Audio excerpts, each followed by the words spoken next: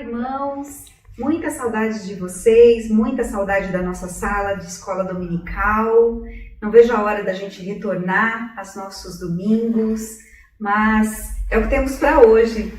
São as aulas online, à distância, mas o coração está aqui apertadinho, orando para que a gente volte logo.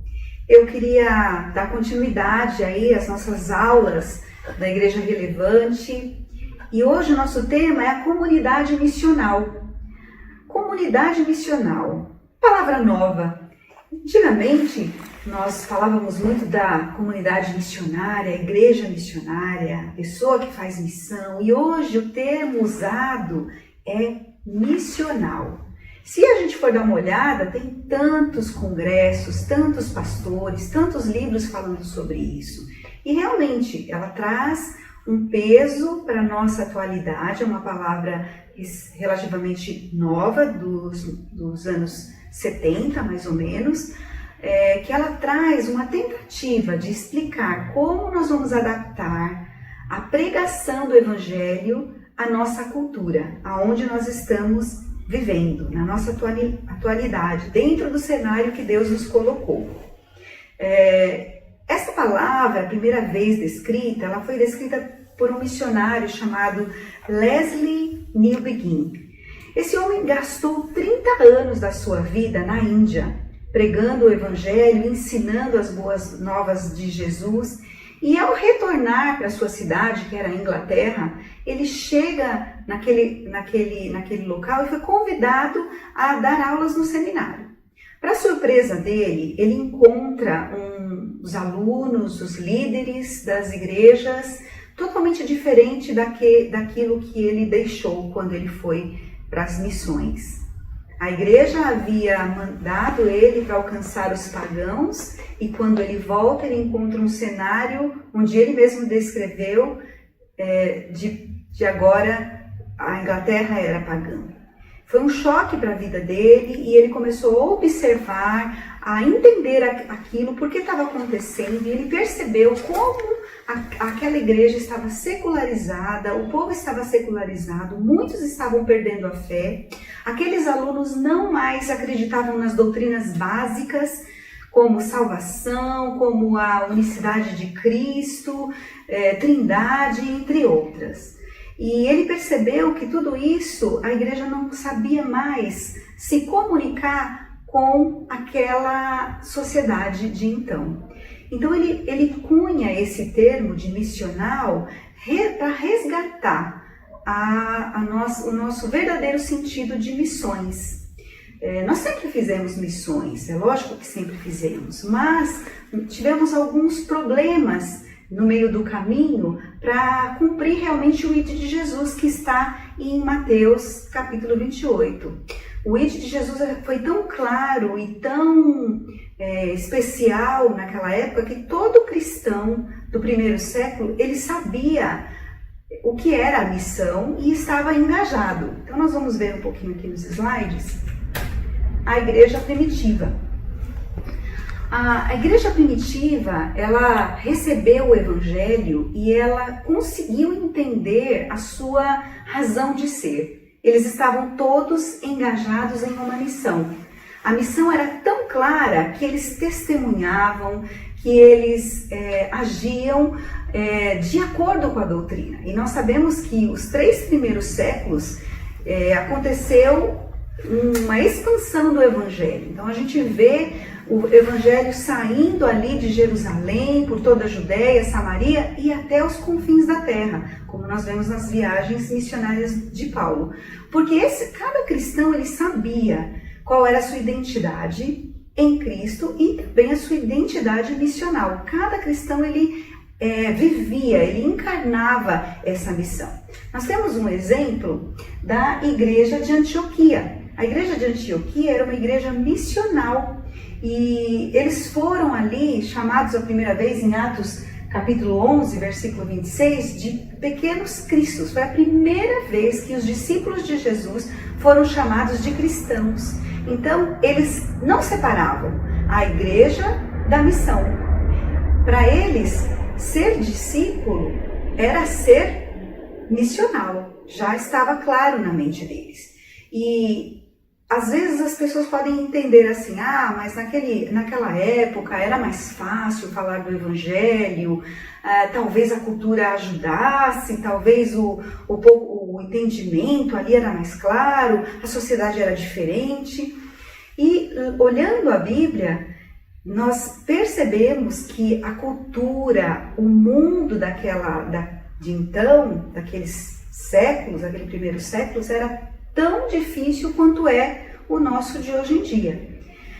Percebam, pagãos, a gente vê a igreja de Éfeso, igreja pagã, idólatra. Nós vemos uma igreja de Corinto idólatra também, imoral. Tantas ali as cartas de Paulo narram isso pra gente. Então a gente percebe que era tão ou mais difícil comunicar o Evangelho. E às vezes a gente acha a nossa cultura diferente. E aí a gente se fecha, achando muito difícil falar com as pessoas do nosso século. Mas a gente tem que entender que sempre foi difícil. Sempre vamos ter barreiras para a gente comunicar o Evangelho, mas o que precisa haver é uma identificação com aquele povo, saber qual é a cultura. Então, é um desafio não ficar preso nas quatro paredes. Eu acho que isso já foi bastante falado, mas eu venho aqui reforçar que a igreja ela não existe para ela mesma. A igreja tem que sair das quatro paredes. Dietrich Bonhoeffer, ele falou assim: a igreja só é igreja quando o é para os de fora. Que frase linda, né? Que frase linda. E a gente precisa entender a cultura que nós estamos inseridos. Nós precisamos estudar, nós não podemos ficar fechados no nosso entendimento e com medo. Mas são os imorais, eu não vou falar para eles porque eles não vão entender. Nós precisamos de atos de compaixão, porque é só isso, através disso, que nós vamos chegar com o Evangelho e entender a cultura. Como é que eu vou chegar para falar de Jesus na minha comunidade se eu não sei os dilemas que eles estão vivendo? Se eu não sei quais são os pensamentos que eles têm. Então, eu tenho que sair dessa bolha que nós estamos vivendo e tentar falar. Aqueles cristãos, eles tinham intencionalidade, eles comunicavam a fé, eles viviam o que eles comunicavam também. Isso foi tremendo para a vida deles e para a vida da igreja. Foi por isso que a igreja se expandiu, porque a igreja era voltada para os de fora. Quantas coisas nos prendem dentro da igreja por termos medo? Eu li recentemente última pesquisa da Datafolha e lá indicou que 31% dos brasileiros são evangélicos. 31% de evangélicos no Brasil. Quase um terço de brasileiros se dizem cristãos. Você imagina se cada cristão tivesse engajado na missão que Deus deu, que Jesus nos confiou, esse mundo estava bem diferente. Nós teríamos muito mais igrejas, nós teríamos uma sociedade onde pessoas estariam infiltradas dentro dessa missão, fazendo a diferença de libertar várias pessoas de seus vícios, de suas angústias, trazendo uma esperança de um novo viver, tanto aqui nessa terra como na vindoura. Então a gente carrega essa mensagem de esperança maravilhosa que não pode ficar encerrada. Então nós precisamos resgatar, e a missão e a comunidade missional, ela tem esse papel. Até um pouquinho do conceito, né? Ele nasce do desafio da igreja viver numa cultura pluralista e pós-cristã, mas diferentemente de missionário, que dá a conotação de um grupo, pessoa, programação ou ministério específico, missional aponta para a missão como a própria razão de ser da comunidade dos discípulos. Isso seria, então, o DNA da igreja. E é isso que nós precisamos resgatar, meus irmãos. Não podemos mais nos calar. Nós precisamos viver integralmente essa missionalidade como igreja, como comunidade. Agora, o que atrapalhou todo esse projeto? Nós vamos rever alguns pontos, a gente até já abordou na nossa aula alguns deles, mas eu quero abordar no quesito mesmo do que nos amarra para cumprirmos essa missão do ID de Jesus.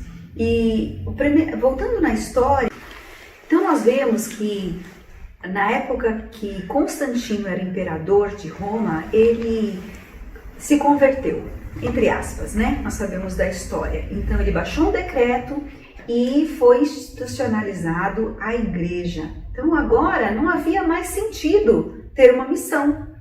Todo o império agora era cristão. Como não tinha mais sentido eu falar de Jesus ou eu ter esse testemunho, já que todo mundo agora era nominalmente um cristão, todo mundo seria batizado, todo mundo frequentaria a igreja, todo mundo estaria pronto para obedecer o que mandassem naquela igreja. E a partir dali a gente vê que a missão perdeu o sentido. O máximo de missão que havia naquele tempo é que eles mandavam as pessoas para longe do império. Então, por exemplo, os bárbaros, eles precisavam de Jesus, aí havia alguma menção de missão. Então, essa frase é bem importante para a gente. Missão é algo feito por alguns em lugares distantes. Então, a missão foi confinada a isso, aos pagãos, às pessoas que não eram nominalmente cristãs. Isso aí tem muito a ver com os nossos dias, porque muitos dos cristãos, eles pensam, eu estou fazendo missões, a minha igreja é missionária, nós temos cultos missionários, onde lemos as cartas dos missionários, ou a gente faz uma conferência missionária, também eu contribuo para a missão. Então, Maria está lá no Amazonas, eu sou parte dessa missão, porque eu ajudo no sustento da Maria. O João está lá no Recife e eu ajudo missões nos interiores. Lógico que nós temos que continuar ajudando as missões dos interiores, as missões transculturais, sempre há espaço para isso, mas nós temos que pensar muito nessa questão, se nós não estamos terceirizando a missão, se nós não estamos agora, porque a nossa igreja tem missionários, porque outras igrejas mandam e eu ajudo e eu acompanho, ou eu dou um mês da minha vida para fazer um projeto missionário, ou uma semana, um final de semana, e isso eu não estou assim me desculpando para cumprir a missão que Deus quer que eu faça. Porque a missão, ela tem que estar ao meu redor. Então, eu sou um missionário. Isso é bem antigo, essa questão. Mas realmente, o cristão missional, ele não é só um missionário quando ele vai para longe. Ele é ao redor, ele é dentro da casa, ele é ao redor onde ele trabalha, ele é missional na sociedade, porque ele se importa, porque ele vai atrás, ele intencionalmente cumpre a sua missão.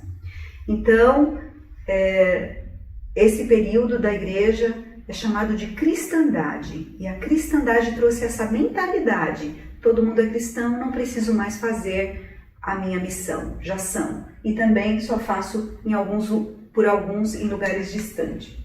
A reforma protestante também tem um peso bastante grande nessa fase, e foi maravilhosa a reforma, a gente até comemora todo ano a reforma, porque trouxe as verdades da palavra de Deus, daquela igreja que era universal e o que ela falava estava certo. Lutero se levanta, coloca 95 teses ali na porta daquela igreja na Alemanha e levanta os 5 solas, né? Só a fé, só a escritura, só a graça, só Cristo.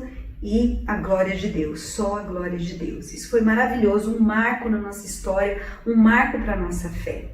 E toda essa luta de Lutero teve repercussão muito grande, foi uma grande luta, até hoje, né? Ainda existe a Igreja Católica, mas ele se contrapôs a todo aquele império e conseguiu trazer a Bíblia mais perto do povo, trazer o sacerdócio de Cristo a cada cristão. Isso é maravilhoso.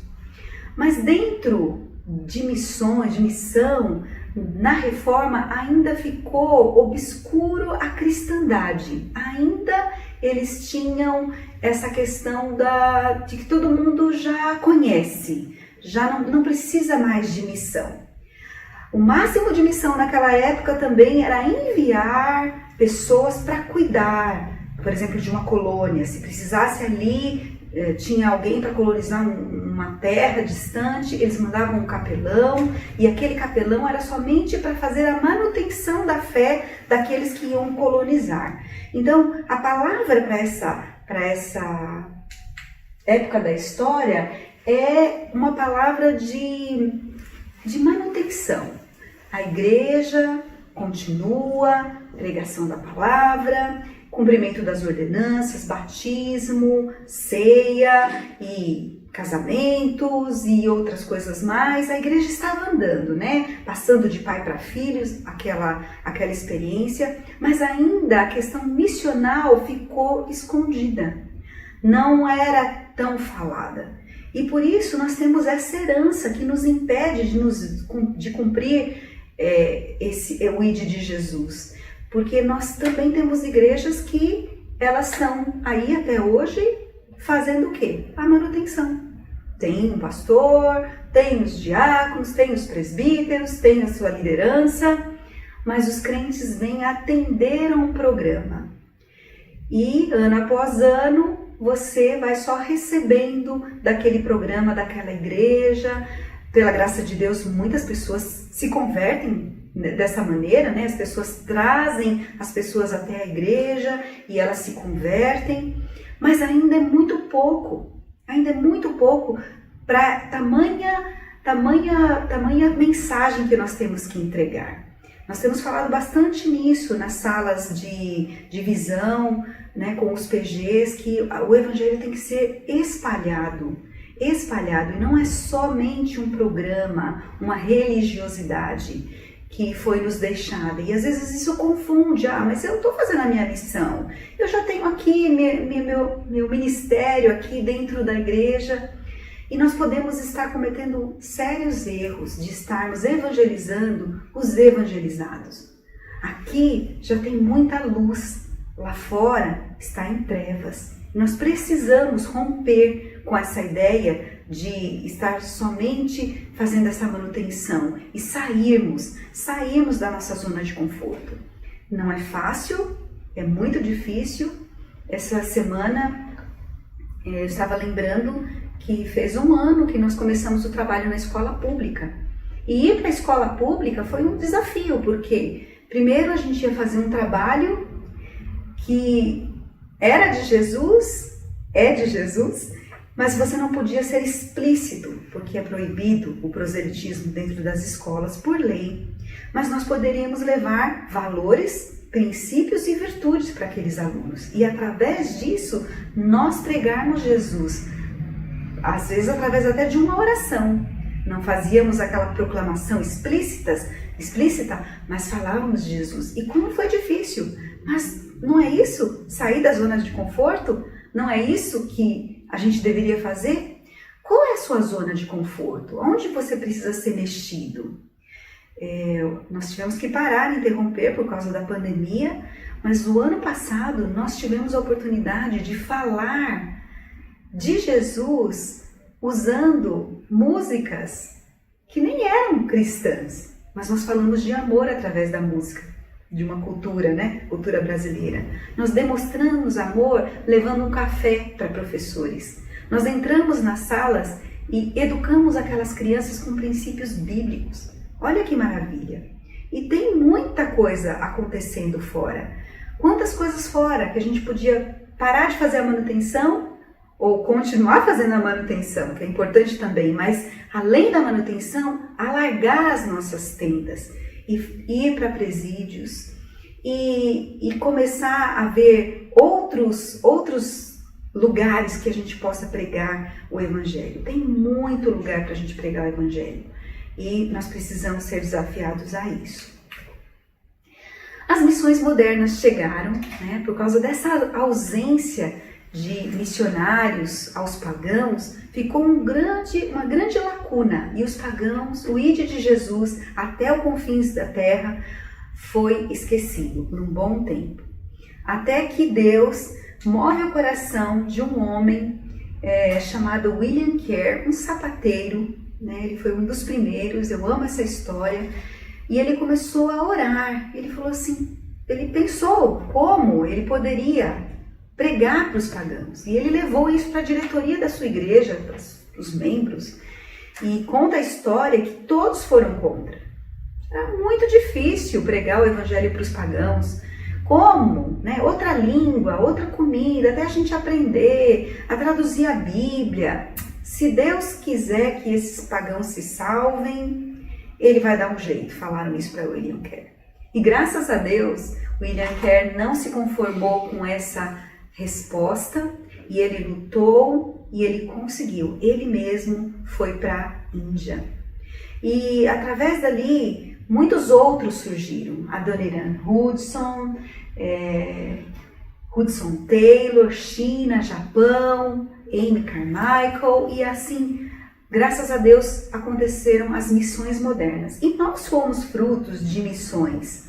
Alguém saiu, especialmente nós da Igreja Batista, nós fomos evangelizados pelos americanos, que sentiram um ardor no coração de sair da sua terra, deixar tudo para falar de Jesus. E nós somos muito gratos por essas pessoas. Mas ainda nesse modelo, o modelo era evangelizarmos, abrir uma igreja, formar um pastor local e já estávamos feito a nossa missão. Claro que nós falávamos de Jesus, claro que nós evangelizávamos e graças a Deus essa igreja é fruto disso. Mas houve ainda uma falha no sentido de como vamos comunicar com a cultura. Nós evangelizávamos nesse período das missões modernas através dos programas, nós trazíamos as pessoas para a igreja, nós falávamos de Jesus, o pastor fazia um apelo e eles se convertiam no final do culto, a maioria das pessoas. Alguns, já quebrando esse paradigma, evangelizavam, evangelismo explosivo, evangelismo 1 a 1, e nós fomos ganhando várias pessoas. Mas essa lacuna de conversar com a sociedade, ela ainda falta muito, porque as pessoas elas têm medo de como vão falar. Eu, de verdade, já tive casos de tremer na base. Num dos nossos PGs, e já faz uns 8 anos isso, nós estávamos evangelizando um casal de japoneses.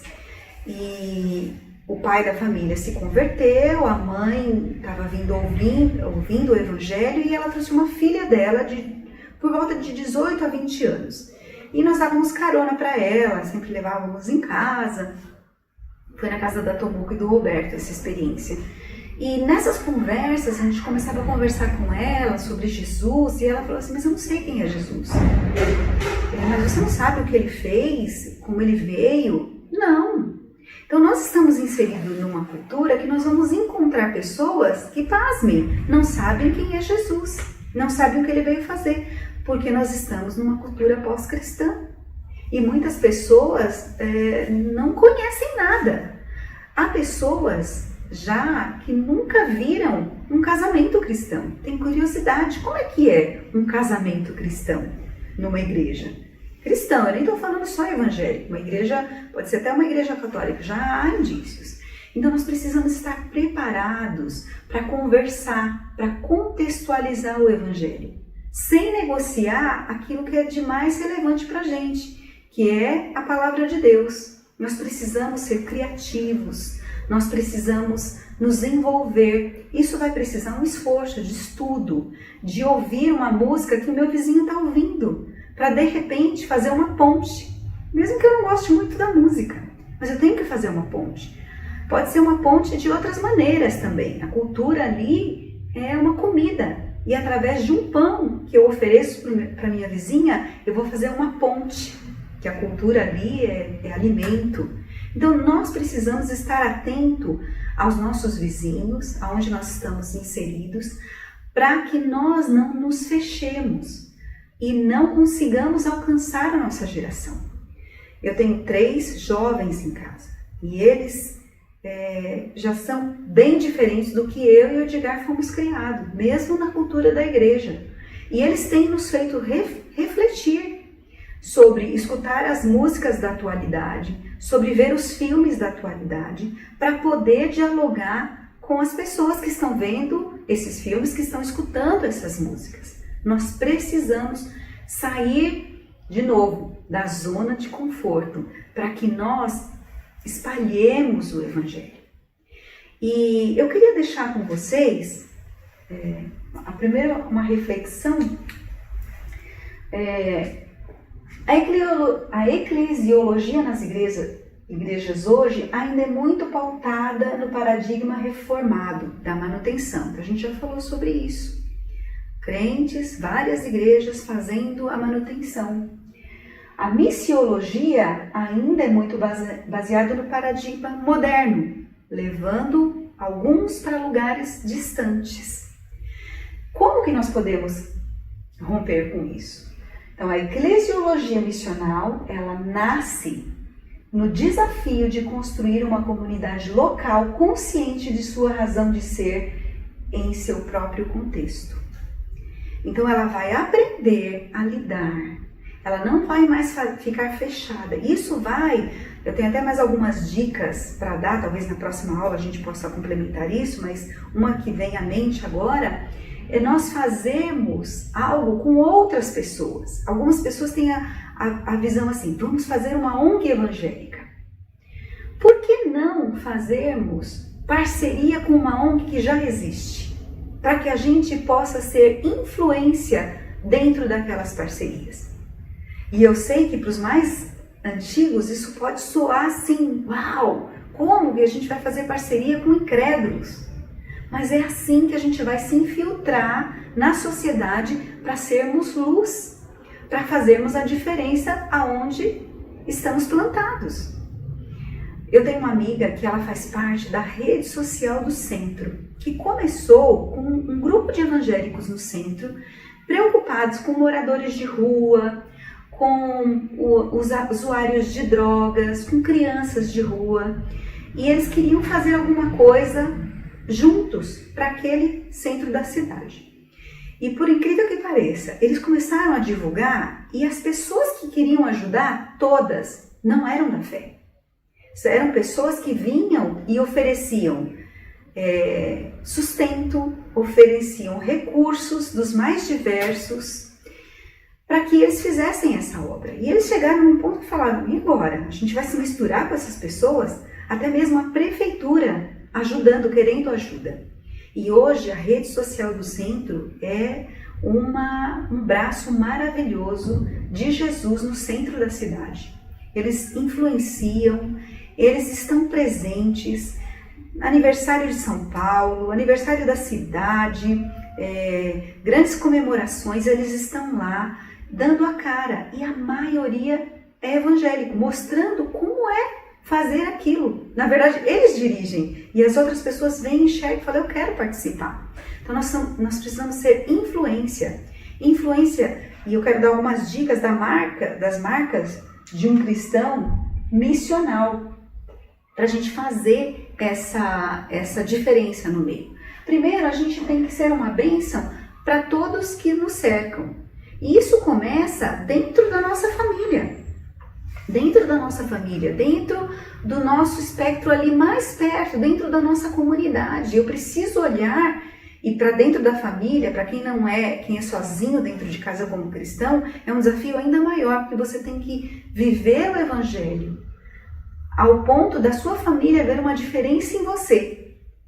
Olha que desafio, é um desafio sermos isso, mas Cristo, através do seu Espírito, nos capacita para olharmos a vizinhança e fazermos a diferença. Nós não somos iguais. Quando você perguntar para um vizinho seu, poxa, você está bem? E ele falar, meu pai está doente. 2 dias depois você vai passar um WhatsApp e falar para ele assim, seu pai melhorou? Olha, ele vai se surpreender.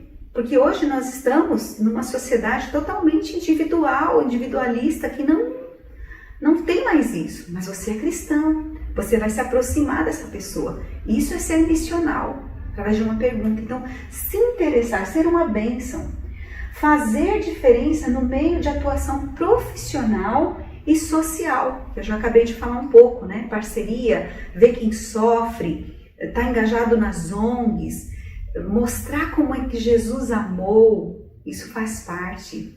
Até nós vamos agora ver um vídeo onde eu vou explicar um pouquinho sobre isso. Eu vou passar aqui, que é a comunidade missional. E ele explica um pouquinho de como nós podemos, no nosso trabalho, nos nossos hobbies, socialmente, sermos uma influência. E como alcançar essas pessoas através disso. Isto é comunidade missional. Simples. Bob é dono da loja local de hobbies e presidente do clube de aeromodelismo. Toda quarta-feira, após o trabalho, os membros do clube se reúnem para uma competição. Compartilham a alegria de pilotar aviões que eles projetaram e passam esse conhecimento para seus filhos e netos.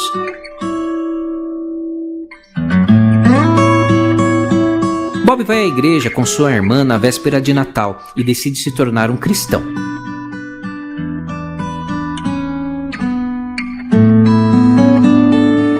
Ele começa a ir regularmente aos cultos de domingo, se identifica com os pequenos grupos e vai às reuniões de quarta-feira à noite.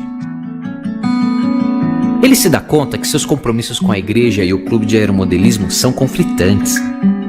A liderança da igreja diz a ele que é mais importante ir à igreja do que gastar tempo construindo aviõezinhos.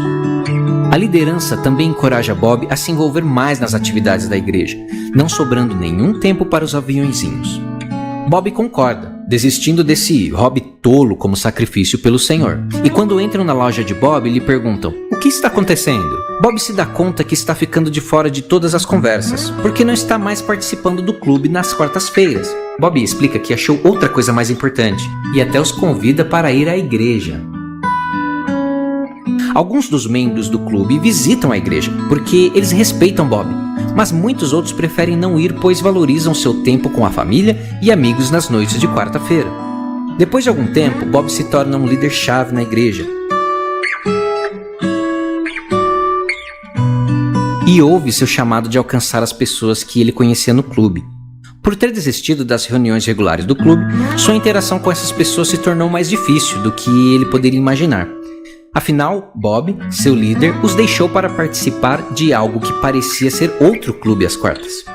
Um tanto conturbado, Bob decidiu dar um tempo nas reuniões de quarta-feira da igreja e voltar ao mundo do aeromodelismo.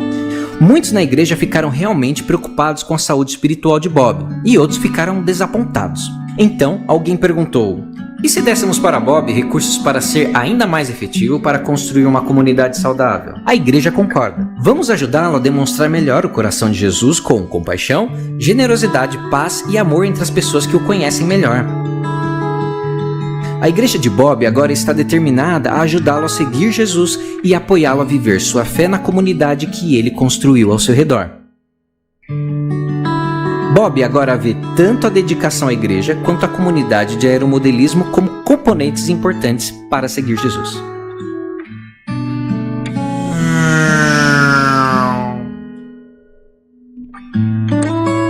Isto é comunidade missional simples. Interessante, né?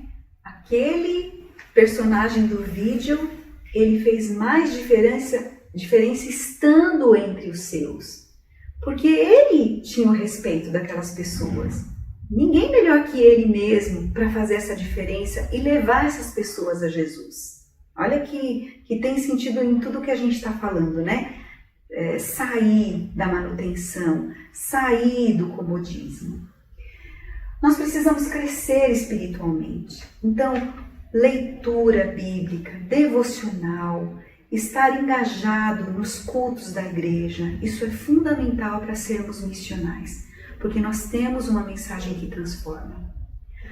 Nós temos subsídios para derrubar os ídolos, as paixões que o mundo atual oferece. E nós precisamos estar fortalecidos em Cristo, crescendo espiritualmente, contribuindo na construção de uma comunidade missional, contribuindo com meus dons, meus talentos, meus recursos, com tudo o que eu sou. Afinal, é para isso que a gente existe. Não faz sentido vivermos sem cumprirmos a missão para a qual formos chamados. Seja o que você for, você tem um chamado. Esse ponto é muito importante. Incentivar o constante movimento na direção dos não alcançados. O nosso coração tem que arder, assim como ardeu por tantos missionários na época da missão moderna, de ir para os povos não alcançados. Hoje, o nosso povo não alcançado é o nosso bairro, é a nossa escola, é a nossa vizinhança. E nós precisamos arder e sempre estar pensando: como eu posso falar de Jesus? Como eu poderia chegar com uma palavra? Isso é maravilhoso. E se nós orarmos, Deus vai nos dar as pessoas que gostariam, estão sedentas para ouvir essa mensagem de esperança. E, incluindo isso, levar seus amigos, vizinhos e parentes ao discipulado de Jesus. E aí a gente cumpre cabalmente o ide de Jesus. Ide, fazei discípulos de todas as nações, batizando-os, ensinando-os a guardar todas as coisas que eu vos tenho ordenado. E eis que estou convosco todos os dias, até o confins dos séculos. Então é maravilhoso saber que Jesus vai junto conosco nessa missão. Amém? Um grande abraço, semana que vem tem mais.